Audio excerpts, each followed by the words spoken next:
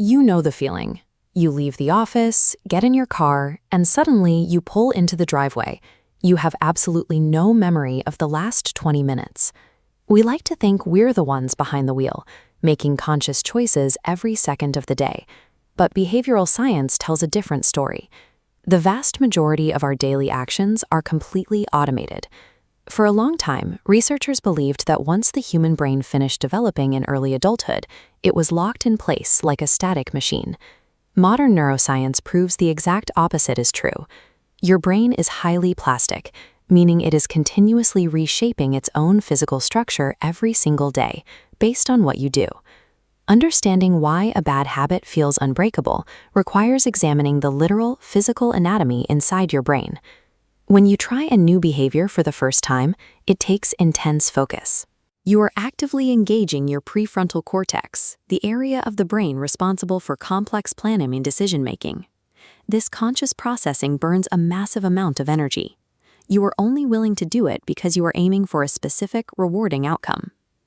But as you repeat the action, something microscopic happens. The neurons responsible for that behavior fire together, releasing specialized molecules like BDNF. This triggers physical growth.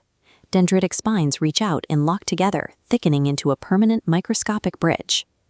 Early neuroanatomists actually mapped these networks. When you look at these hand-drawn branches, you are looking at the proof that your experiences physically alter your neural architecture. Every habit you learn is a physical, anatomical construction project occurring inside your skull. Because your brain wants to conserve energy, it eventually delegates this newly built circuit away from the conscious prefrontal cortex. The behavior gets handed off to the basal ganglia, a deep region of the brain that manages automatic movements and learned routines. Inside the basal ganglia, there are two distinct neural pathways that compete to control your actions.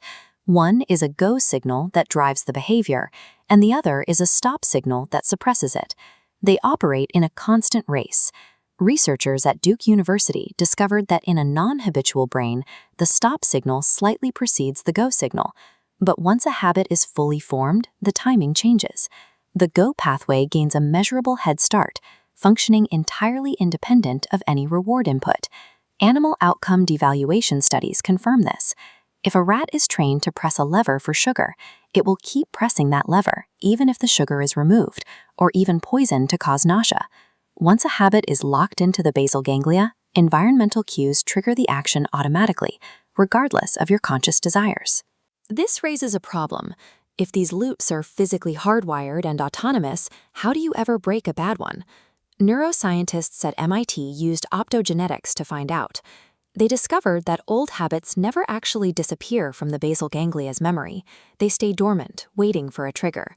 But they also identified the infralimbic cortex as a localized switchboard. It monitors those deep brain routines and can override them moment by moment. Because your brain is constantly undergoing neuroplasticity, you can actively manipulate these circuits rather than relying on brute force willpower. The first strategy is to remove the environmental cues that trigger the routine. Changing your context starves the dominant go pathway of the starting signal it needs to fire. You can also create strict if-then plans. These forced associations forge new stimulus-response links that bypass the old neural routines. And you can accelerate this process with a biological booster. Vigorous exercise floods your brain with BDNF, priming the system for faster neural rewiring. Every repeated action is an act of physical self-sculpting. Lasting change requires intentionally building the new physical pathways that overwrite the old ones. Do you have any ideas for my next video? Just write them down in the comments below, and I will explain it in the next one. Don't forget to like and subscribe. Thank you so much for watching.